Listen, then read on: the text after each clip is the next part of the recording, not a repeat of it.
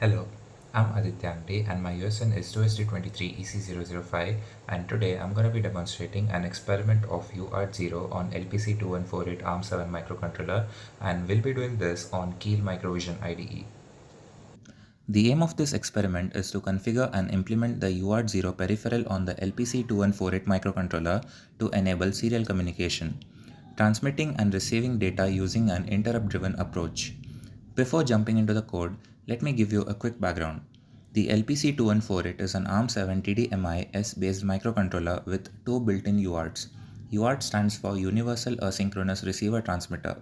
It is a serial communication protocol that sends data bit by bit without needing a shared clock between devices. Now before I start with the code, let me quickly address the project window on the left side. You'll notice it appears mostly empty here. That's just because I opened this file standalone to show the code clearly.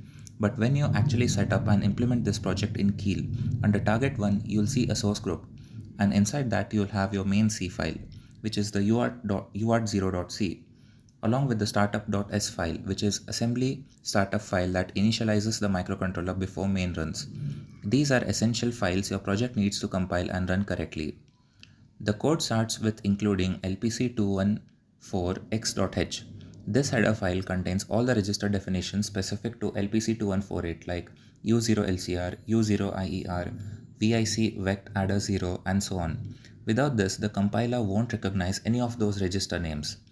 The first thing we do in main is configure pin cell 0 to 0x followed by 7 zeros and a 5. This selects TXD0 and RXD0, mapping pins P0.0 and 0.1 to UART0 functionality. Next we configure U0LCR to 0x83. This enables the divisor latch access bit, so we can load the baud rate values, and also set 8-bit values with one stop bit. We then write 0x00 to U0DLM and 0x13 to U0DLL. These two registers together set the baud rate to 9600 bps at 15 MHz peripheral clock. After loading, we clear the DLAB bit by writing the 0x03 back to U0LCR. Then we write 0x03 to U0IER, the UART interrupt enable register, which enables both the transmit and receive interrupts. Now we configure the VIC, which stands for Vector Interrupt Controller. VIC vect adder 0 is loaded with the address of our ISR function UART_interrupt. VIC VECT CNTL0 is set to 0x2016, which assigns UART0 to vector channel 0 with highest priority. Finally, VIC int enable is set to 0x40 to actually enable the UART0 interrupt in the controller. In the main while loop, the program simply waits. It pools RX flag and TX_flag. These flags are initially 0 and only gets inside the ISR. Once set, they are cleared and the loop continues waiting for the next interrupt. Now the most important part, the ISR UART_interrupt. When an interrupt fires, our first read U0IIR, which stands for the interrupt identification register, and it with 0x06 to isolate the interrupt cause bits. If the result is 0x02, it means transmit holding register is empty. So we set the TX_flag to 0xFF, indicating the transmitter is ready.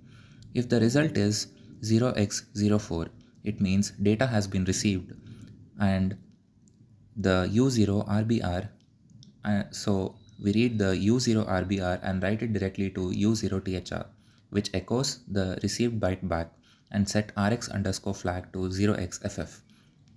In both cases, we write 0 to VIC vect adder to signal end of interrupt to the VIC.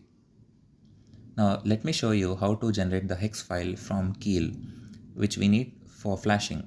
So under the project, then new Microvision project, select when selecting the device, go to legacy device and select LPC2148. Once your project is created, right click on the target and select options for target. Go to the output tab, you'll see the checkbox called create hex file, which is unticked by default. Tick that, click on OK, and now when you build the project, Keil will generate the .hex file in your project output folder. Now we take that hex file and flash it onto the LPC2148 board under Flash Magic.